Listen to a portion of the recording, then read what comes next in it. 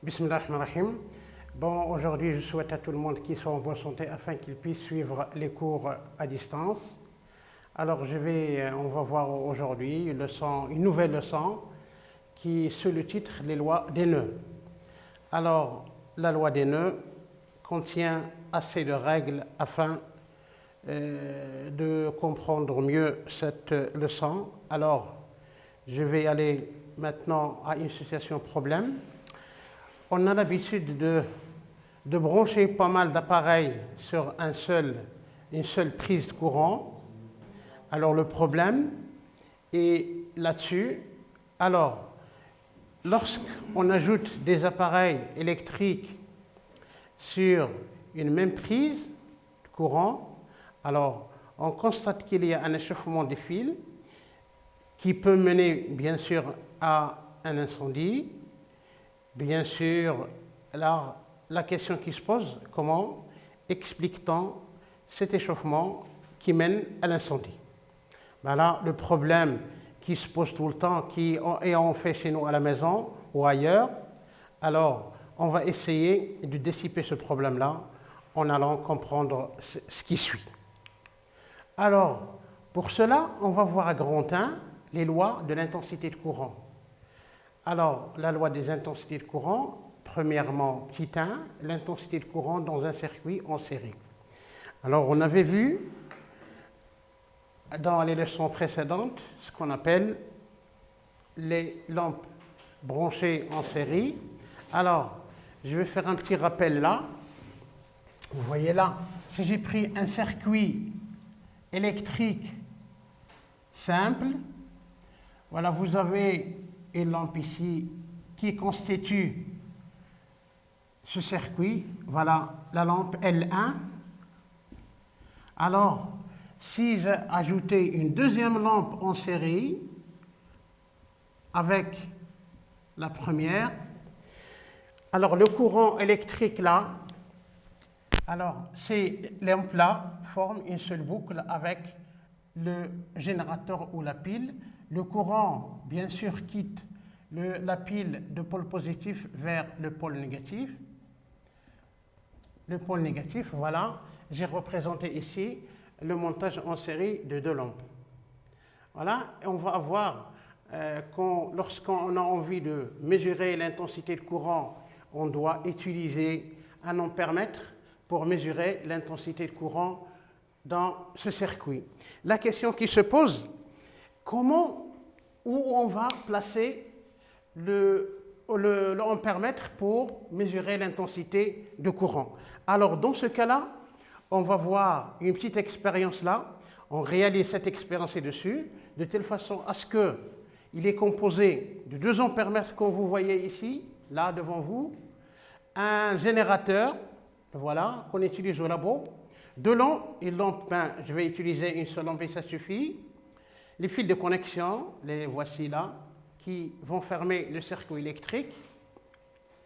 Alors, dans ce cas, on va essayer de mesurer en utilisant un multimètre qui joue le rôle, dans ce cas-là, d'un ampèremètre. Alors, on va le placer en série.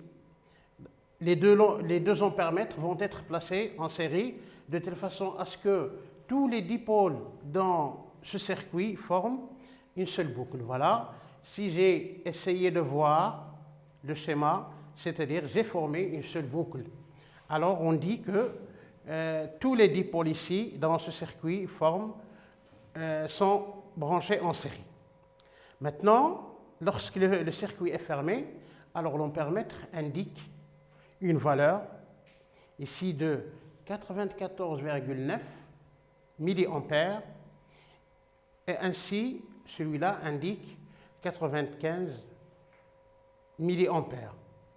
Alors il y a bien sûr une certaine différence là, c'est vu à l'incertitude de l'appareil. Alors, qu'est-ce que je remarque ici? D'après ceci, que l'intensité de courant indiquée par l'ampèremètre 1 est la même, presque, indiquée par l'ampèremètre 2. Voilà. D'après ça, on va voir une chose très importante. Donc, on va schématiser le montage en utilisant un montage normalisé. Vous voyez, comme vous voyez là, ici. Alors voilà la pile, l'ampoule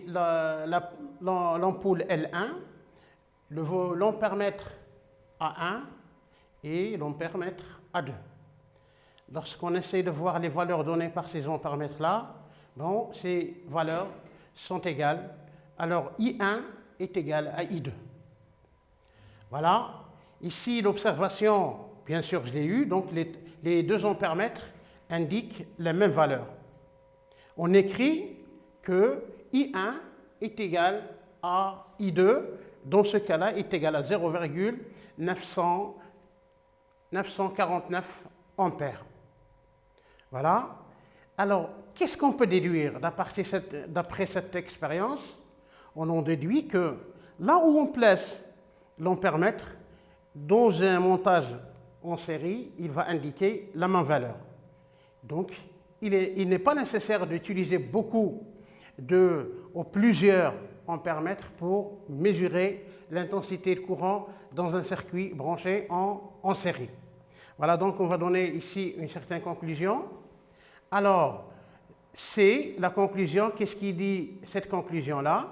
La valeur de l'intensité de courant électrique est la même en tout point de circuit.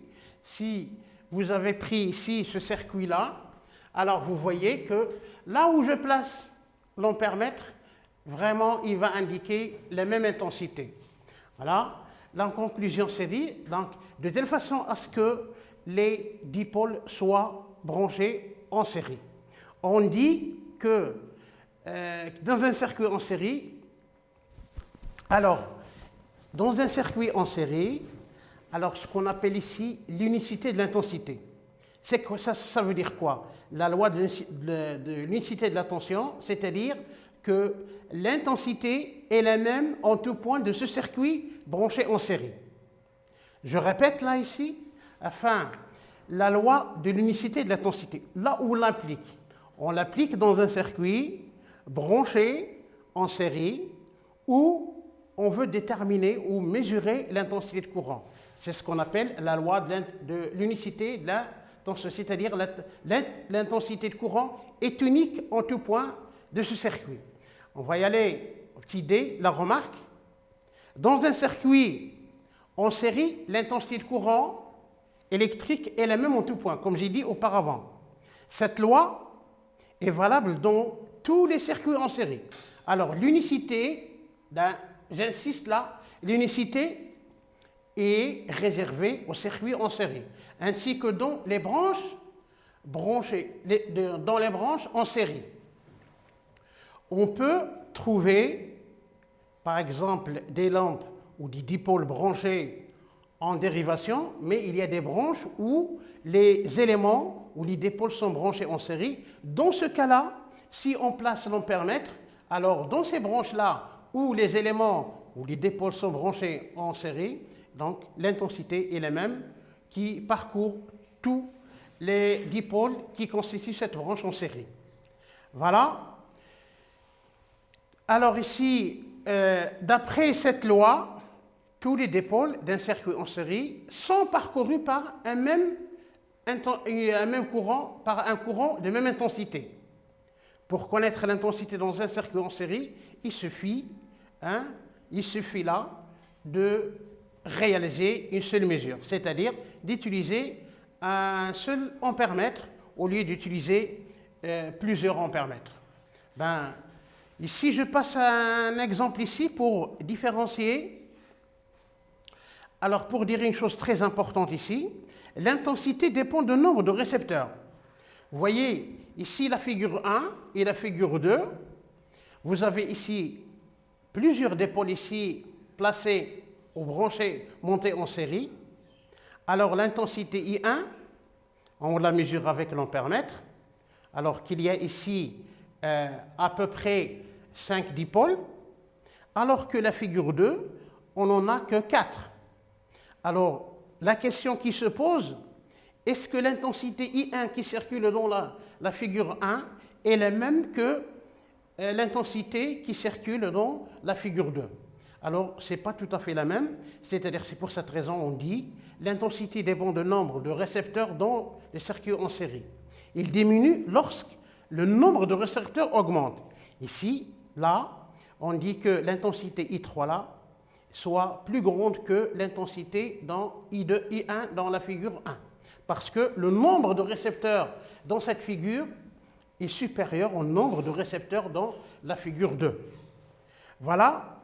Maintenant, il y a une chose encore très importante, où vais-je, bien sûr, mais je vais m'insister, c'est ce qu'on appelle l'ordre des récepteurs. Si, par exemple, ici, je change l'ordre des récepteurs, est-ce que l'intensité va changer? Alors, je vais prendre la figure 1 et la figure 1, c'est la même, ici. Je les ai notés même figure, mais j'ai changé l'ordre des récepteurs. Alors ici, lorsque je mesure l'intensité, je vais trouver la même, c'est-à-dire c'est pourquoi on dit, dans un circuit en série, quel que soit l'ordre dans lequel les dipôles sont branchés, l'intensité reste la même. Alors je passe à autre chose. Ici, l'intensité de courant, ce qu'on appelle la loi des nœuds. Voilà l'expérience qu'on va essayer de réaliser afin de comprendre ce qu'on appelle la loi des nœuds, ou la loi d'un nœud, qui s'applique dans un circuit en dérivation, bien sûr. Alors, l'expérience est la suivante. On réalise un montage comportant une branche principale, celle-ci, celle où se trouve le générateur. Alors ici, je vais essayer d'expliciter ce qu'on appelle une branche principale. Une branche principale, c'est une branche où il y a un générateur. Deux branches ici dérivées, bien sûr, puis on mesure les intensités dans chaque branche. Alors, avant d'aller voir l'expérience, je vais essayer de définir ou de donner une certaine notion sur ce qu'on appelle un nœud. Qu'est-ce que ça veut dire un nœud? Un nœud correspond à la borne d'un dipôle à laquelle ou au moins deux fils sont branchés ou sont connectés. Alors, ici, je vais voir ici sur ce schéma-là, vous avez là, ici, vous avez ce dipôle-là. C'est essayer d'ajouter un autre fil, comme ça, de telle façon à ajouter ou à brancher une autre pile L3. Vous voyez ici que ce point-là, que je vais appeler par exemple le point M, il y a rencontre de trois fils. Le fil 1, le fil 2 et le fil 3. Le fil 3. Ce point-là s'appelle un nœud. Idem, ici, vous avez ce point, je l'appelle N. Alors ici, ce point où il y a une rencontre de trois fils, c'est ce qu'on appelle aussi un deuxième nœud, qu'on a noté N. 1, 2 et 3. Voilà ce qu'on appelle un nœud. Je vais définir une deuxième fois. Donc un nœud, donc un nœud correspond à la borne d'un dipôle à laquelle ou au moins deux fils sont connectés. Un nœud, les nœuds sont en général désignés soit par la lettre A ou B ou N, ou comme j'ai indiqué ici, la lettre M ou N. On indique le nœud par ces lettres-là, A, B, etc.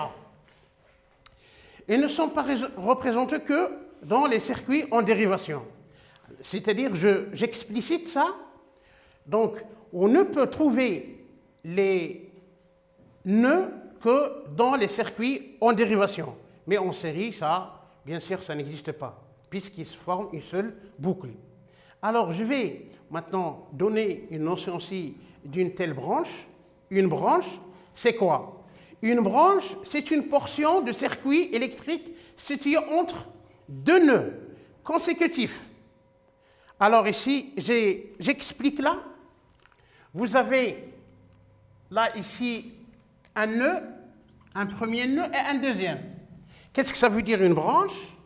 C'est les dipôles qui existent entre deux nœuds. Voilà, celle-là s'appelle une branche. alors que celle-là aussi s'appelle une autre branche. Et la troisième, elle est là où, qui contient le générateur, voilà une troisième branche. Comme j'ai dit, je répète là, ici, une branche est une portion de circuit située entre deux nœuds. Un nœud et un deuxième nœud, celle-là s'appelle une branche. Là aussi s'appelle une branche. Et l'autre s'appelle une troisième branche. Voilà. Alors ici, les branches dérivées ou secondaires, je vais essayer d'expliciter aussi là. Il y a, pour différencier entre les branches, il y a des branches principales. Une branche principale, c'est celle qui contient un générateur. Alors que les branches dérivées, c'est les branches qui constituent les dipôles qui ne créent pas de courant, c'est-à-dire qui ne contiennent pas de générateur. Bon, par exemple, cette branche-là, il ne contient pas de générateur, on l'appelle une branche dérivée, ainsi que celle d'en bas s'appelle une branche dérivée. Alors, je passe ici au suivant. Alors ici, on va faire un montage ici, comme vous voyez là, devant vous, de telle façon à ce que les lampes soient montées en dérivation. Alors, le circuit précédent, mais on va ajouter des lampes ici qui vont être branchées en dérivation. Alors, le générateur, voilà ici l'ampèremètre qui va être branché et qui va être monté en branche principale. Le deuxième ici qui va être branché pour mesurer l'intensité qui circule dans la pile 1. Et le troisième ampèremètre qui va mesurer l'intensité qui circule dans le deuxième dipôle. Voilà. Qu'est-ce qu'on remarque ici ou qu'est-ce qu'on observe? Donc la branche principale, son intensité est indiquée par l'ampèremètre, ici, suivant la flèche, bon, il a indiqué qui est égal à 137,4 mA. Alors que la première branche qui contient la lampe, alors c'est indiqué, alors I1 est égal à 93,6 mA, alors que la dernière branche indique bien sûr 43,8 mA. La remarque est là. Alors, qu'est-ce qu'on va remarquer? Si j'ai une idée, par exemple, là, à vous dire là, si j'ai fait la somme des intensités dérivées, qu'est-ce que je vais trouver? Alors ici, je vais sommer donc 93,6 avec 43,8, je vais trouver qui est égal à peu près à 137,3 mA. Qu'est-ce que je remarque ici? Alors, cette valeur n'est autre que l'intensité de la branche principale. D'après ça, je vais essayer de donner une règle, ou une loi, pardon. D'après ceci, vous voyez, le schéma, schématisé en symbole normalisé, comme vous voyez là, lorsque je fais la somme des intensités dérivées, je vais trouver qui est égal à l'intensité de la branche principale qui contient le générateur. Voilà, la conclusion est la suivante. Dans un circuit en dérivation, l'intensité du courant dans la branche principale est égale à la somme des intensités du courant dans une branche dérivée. Je vais rappeler qu'est-ce que ça veut dire un nœud. Un nœud électrique est un point de contact entre trois conducteurs au moins. C'est-à-dire ici, dans ce cas-là, vous avez un nœud ici, il y a 3 fils au moins, et un deuxième nœud ici, où bien sûr se rencontrent 3 fils au moins. Il peut avoir plus que ça, mais en général, il faut qu'il soit au moins de 3 fils. Alors ici, je vais voir ce qu'on appelle loi des nœuds. C'est une règle qui se répète tout le temps. Je vais la relire là. la somme des intensités des courants entrants dans un nœud est égale à la somme des intensités des courants sortant de ce nœud. Ici, on va voir cet exemple, on va appliquer les lois des nœuds ci dans ce circuit. Vous avez un nœud là, vous avez I qui vient de la branche principale, I en bleu, vous avez un nœud ici, les courants là, I2, I1, quittent le nœud, alors la loi des nœuds s'applique là, de telle façon à ce que I est égal à I1 plus I2.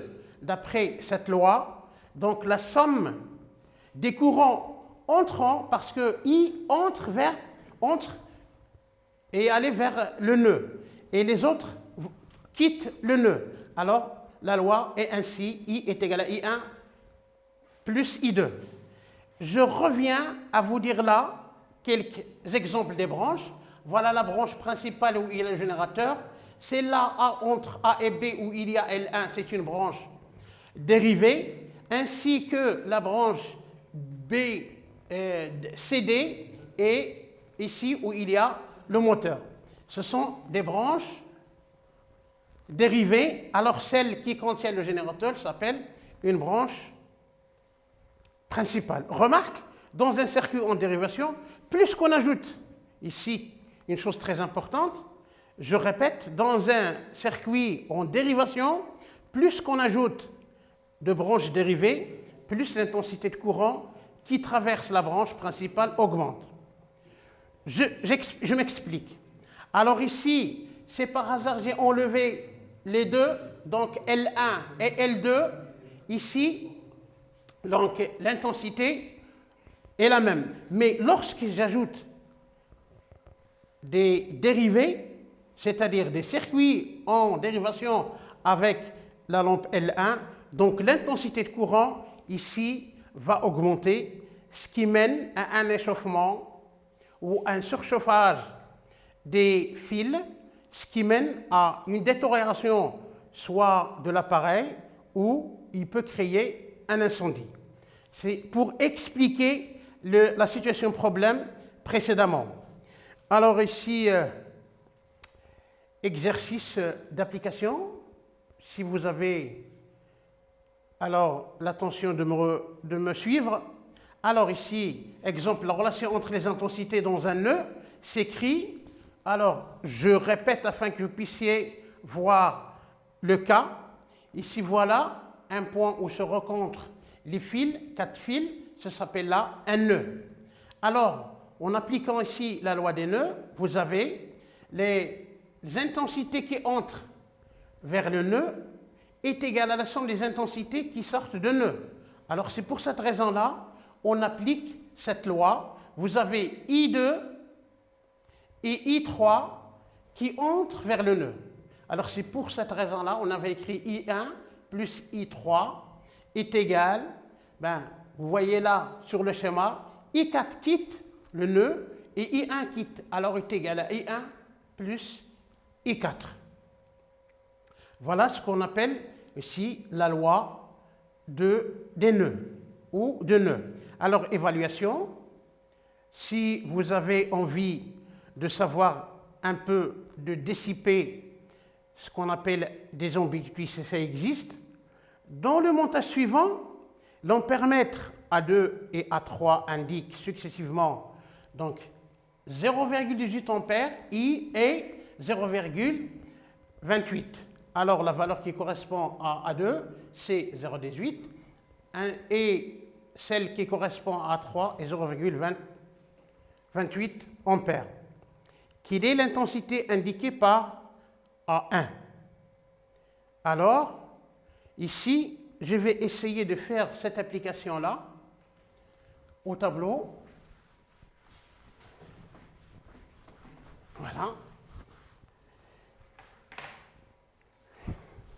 Alors ici, vous avez dans un montage suivant. Je vais le dessiner là. Vous avez une lampe et vous avez une deuxième lampe. Alors, je vais dessiner les ampèremètres qui nous permettent de... Alors, l'ampèremètre A. Voilà le deuxième ampèremètre A2. Donc, A1. Et voilà l'ampèremètre A3.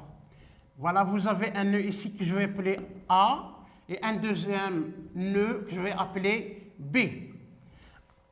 La valeur ici donnée pour l'ampèremètre A2, donc I2 n'est autre que 0,18 ampères. Alors que I3 est égal à 0,28. 0,28 ampères. Comment déterminer la valeur indiquée par l'ampèremètre I1? Je vais noter I1 là. Alors vous avez le courant là, il vient de générateur ou de la pile, il va entrer. Les deux vont quitter le nœud, donc I2, I3. Alors en appliquant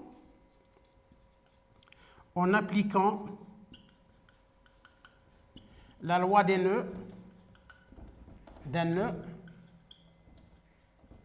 alors ça nous permet de calculer l'intensité de I1.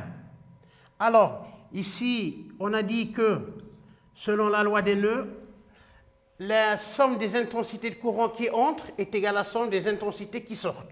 Alors ici, I1 est égal à I2 plus I3. Je remplace chaque intensité par sa valeur. Alors ici, I1 est égal à 0,18 ampères plus 0,28 A qui est égal à 0,46 ampères.